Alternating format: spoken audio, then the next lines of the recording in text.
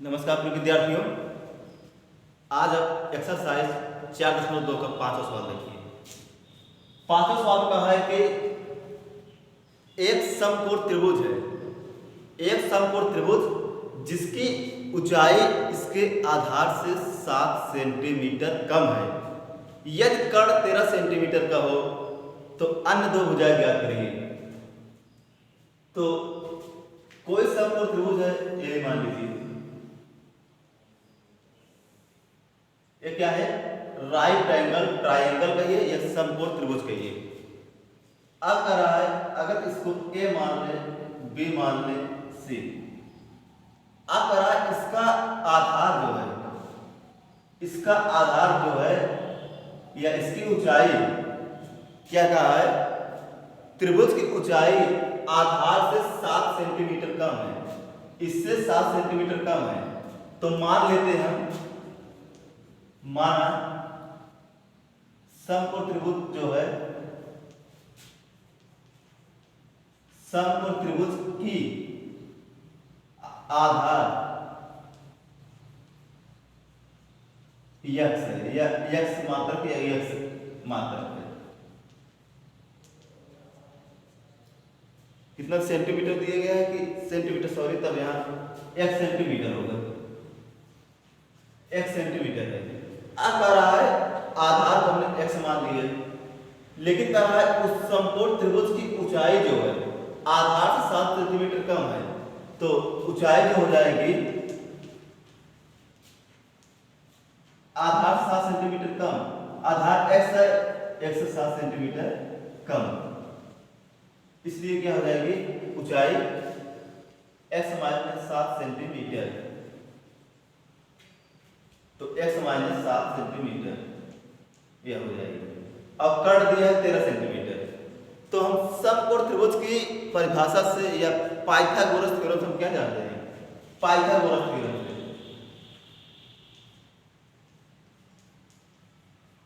Pythagoras प्रमेय से क्या जानते हैं हम, AC स्क्वायर यानी कर्ण का स्क्वायर, AC स्क्वायर या कर्ण का स्क्वायर बराबर लंब का स्क्वायर यानी AB का स्क्वायर प्लस आधार का स्क्वायर यानी BC का स्क्वायर।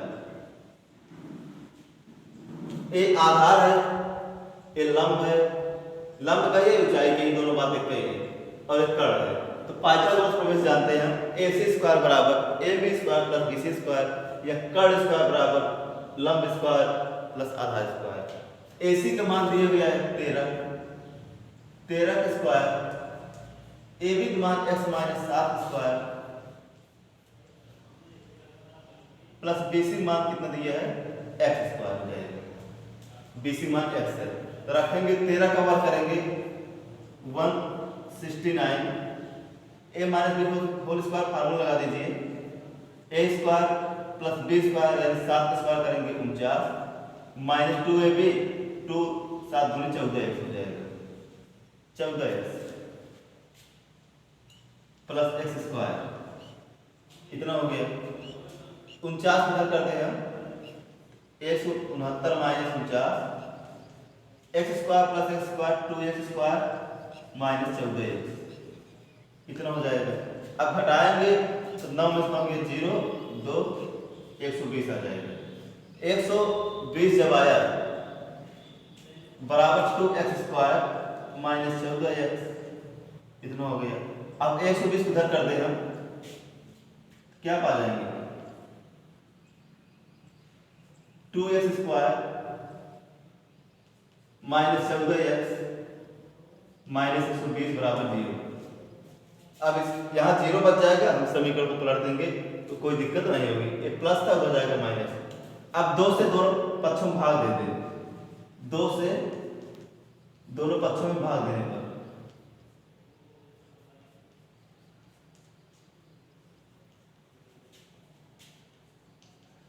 क्या पा जाएंगे, देखिए 2 से यहाँ भाग देंगे तो x स्क्वायर हो जाएगा, 2 2 कट जाएगा, 2 से 14 भाग देंगे तो क्या बचेगा 7x और यहाँ पे बचेगा 7 और 0 कर देंगे 0 हो जाएगा। तो x square minus 7x minus 7 बराबर 0। अब वही प्रक्रिया करिए, दो संख्याएं जोड़िए, जिसका गुणा करे 60 आए और जोड़े या घटाए कितना आए 7 आए। और संख्याएं क्या हो सकती है, अगर संख्याएं बात करें तो संख्या जो होगी हमारी, तो संख्याएं हो सकती है, अगर बात करें हम 12 पंजे 7, 12 5 के 7, यानी -12 + 5, -12 + 5 होगी, मध्य पद को हम तोड़ दे x स्क्वायर -12x -5x -7 बराबर 0। 12 पंजे 7, सॉरी यहाँ प्लस होगा, तो 12 में 5 जाएगा -7, सही है। अब यहाँ x कॉमन है, x कॉमन करेंगे, x -12 बचेगा, यहाँ +5 कॉमन करें, क्या बचेगा x -12 बराबर 0। x -12 कॉमन कर ले, बचेगा x + 5 बराबर 0। अब जब x -12 बराबर 0, x बराबर 12 हो जाएगा, और जब x + 5 बराबर 0, x बराबर -5। अब -5 लेंगे नहीं, क्यों नहीं लेंगे, क्योंकि जो भुजाएं होती हैं ऋणात्मक नहीं होती हैं, भुजाएं ऋणात्मक नहीं होती हैं, तो x बराबर 12 लेंगे तो जो हमारी भुजा हो जाएगी आधार 12 हो जाएगा, और क्या हो जाएगा 19 हो जाएगा, 12 7 जाएगा 5 हो जाएगा, यह क्या हो जाएगा 5। अब देखेंगे यह 5 आ गया, मतलब ऊंचाई 5 आ गई, आधार 12 आ गया। अगर जोड़ेंगे भी उतना ही आएगा, 12 × 144, 5 × 25, 145 क्या हो जाएगा 169 बराबर हो जाएगा। तो जो कि हमारे नियम को फॉलो कर रहा है, तो इस त्रिभुज की जो ऊंचाई है 5 सेंटीमीटर आ गई और आधार 12 सेंटीमीटर आ गई। तो इसी का एक क्वेश्चन हल करिए। अब पांचवें क्वेश्चन की बात करें हम, पांचवें क्वेश्चन जो कि लास्ट क्वेश्चन है इस अभ्यास का। तो छठवां क्वेश्चन बात करें अब, छठवां क्वेश्चन करा एक कुटीर उद्योग है, एक दिन में कुछ बर्तनों का निर्माण करता है। एक कुटीर उद्योग एक दिन में कुछ बर्तनों का निर्माण करता है। एक विशेष दिन यह देखा गया कि प्रत्येक नग की निर्माण लागत रुपए में है। लागत जो है उस दिन के निर्माण किए गए बर्तनों की संख्या का 2 गुने से 3 ज्यादा है। कोई ऐसा दिन था एक दिन, उस दिन जो बर्तन बना उसका जो निर्माण लागत रुपए था, उस दिन बर्तन जितने बने थे उसके 2 गुने से 3 ज्यादा है। यदि उस दिन की कुल निर्माण लागत रुपए 90 है, यदि उस दिन जिस दिन देखा उस दिन बर्तनों की जितनी निर्माण लागत है 90 रुपए है, तो निर्मित बर्तनों की संख्या और प्रत्येक नग की लागत बताइए। निर्मित बर्तनों की संख्या, तो मान लेते हैं हम, माना एक दिन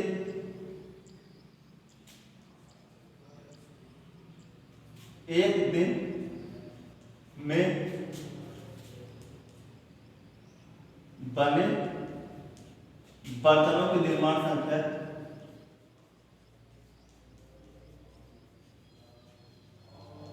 यक्स मान ले रहे हैं। बर्तनों एक दिन में बर्तनों की निर्माण संख्या x मान ले रहे हैं।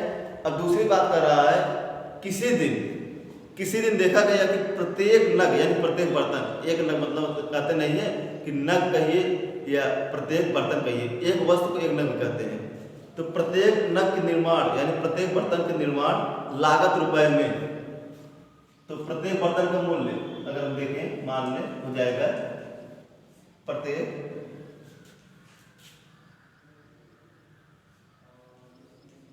बर्तन का मूल्य जो हो जाएगा करा उस दिन बने बर्तनों के निर्माण किए गए बर्तनों की संख्या, हमने बर्तनों की संख्या x मान ली है, तो बर्तनों की संख्या के 2 गुने, तो संख्या के 2 गुने x का 2 गुना से 3 ज्यादा है, से 3 ज्यादा है।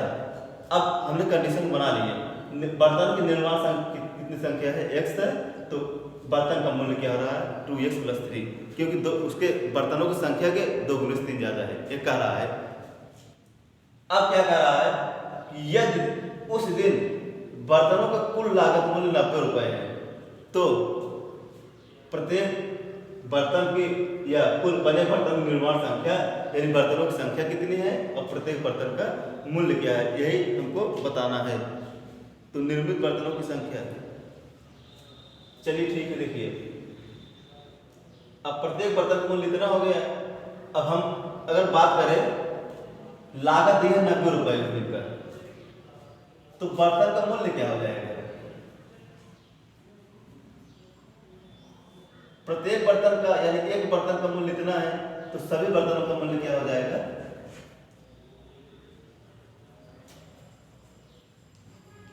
एक बर्तन मूल्य x है, कुल बर्तन का मूल्य कितना हो जाएगा? एक बर्तन मूल्य 2x + 3 है और बर्तन x है, तो x गुणे 2x + 3। कैसे होगा समझ लीजिए इसको। अगर एक कलम का मूल्य 2 रुपए है, एक कलम का मूल्य 2 रुपए है, तो 10 कलम का मूल्य कितना होगा? 10 गुणे 2 यानी 20 रुपए। अब एक दिन बर्तनों की कुल संख्या x है, यानी एक बर्तन का मूल्य, एक बर्तन मूल्य 2x + 3 है, तो x बर्तन का मूल्य क्या हो जाएगा? x गुणे 2x + 3 हो जाएगा। और दिया है कि बर्तनों का लागत कितना दिया है? 90 रुपए। तो बर्तनों का मूल्य इतना है, तो इसके बराबर कर दे रहे हैं, क्या हो जाएगा? लागत कितना है? x गुणे 2x + 3 बराबर 90। अब इस हल कर दें, 2x² + 3x बराबर 90, या 2x² + 3x 90 माइनस 0 हो जाए बराबर 0। अब देखेंगे हम कि जो हमारी बर्तनों संख्या आएगी, अब इस द्विघात समीकरण को हल करें हम और उसी से हम निकालें गुणनखंड करें इसको हम। दो संख्याएं ढूंढे, इसका योग 3 हो और 90 दूनी 180 क्या हो? गुणनफल हो। अगर हम ढूंढे इसका 180 है, अगर करें हम इसका 2 60 हो जाएगी, 30 2 50 3 5 5। संख्या ढूंढेगा 2 दूनी 4 4 दूनी 8, 3 नहीं होगा, 5 2 2 4 4 11,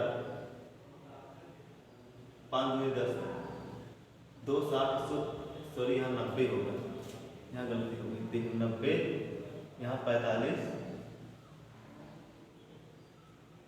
यहाँ 3 होगा तो यहाँ 15 आ जाएगा, यहाँ 3 5, यहाँ इतना होगा, 2 4 11 5 15, 12 15 में कितना जाएगा? आएगा 3। तो हमारी संख्या क्या होगी? 15 और 12 होगी, +15 -12, +15 -12 संख्याएं होंगी, +15 और -12, क्योंकि 15 दूनी 30, 15 की 15, 15 से 18, 180 हो जाएगा। तो इसको विभाजित करें हम, 2² + 15x -12x -90 बराबर 0। अब इसमें क्या कॉमन है? x कॉमन है, x कॉमन करने क्या बचेगा? 2x + 15, 2x + 15 बचेगा, 2x + 15 बचेगा। अगर यहाँ माइनस हम 12 कॉमन कर लें, 12 कटेगा नहीं, अगर माइनस हम कॉमन करें, देखिए यहाँ कॉमन के x बचा 2x + 15, अगर हम यही कॉमन कर ले -6 को कॉमन करें, क्या बचेगा? 2x 15 से 90 + 15, यही बचेगा बराबर 0। अब 2x + 15 उधर हो गया, इधर क्या बचा? x - 6 बराबर 0। जब 2x + 15 बराबर 0, 2x बराबर हो जाएगा -15, x बराबर -15/2। तो हम देख रहे हैं एक भिन्नात्मक भी आ रहा है और निगेटिव आ रहा है। तो बर्तनों की संख्या ना तो भिन्नात्मक होगी न तो निगेटिव होगी, तो ए लेंगे हम। जब x - 6 बराबर 0, तब x बराबर 6 हो जाएगा। तो x बराबर 6, तो x बराबर 6, तो बर्तनों की कुल संख्या कितनी हो जाएगी? 6। तो बर्तनों एक दिन बने बर्तनों की निर्माण संख्या 6 हो जाएगी और मूल्य क्या हो जाएगा? 6 गुणे 2 + 3 यानी 12 3 15। मूल्य कितना हो जाएगा? 15 रुपए और बर्तनों की संख्या 6 हो जाएगी। तो ये एक्सरसाइज समाप्त हो गया आपका 4.2। अगर कोई भी किसी भी जगह कोई प्रॉब्लम है पूछ सकते हैं, कोई सवाल में। बस आज इतना ही, धन्यवाद।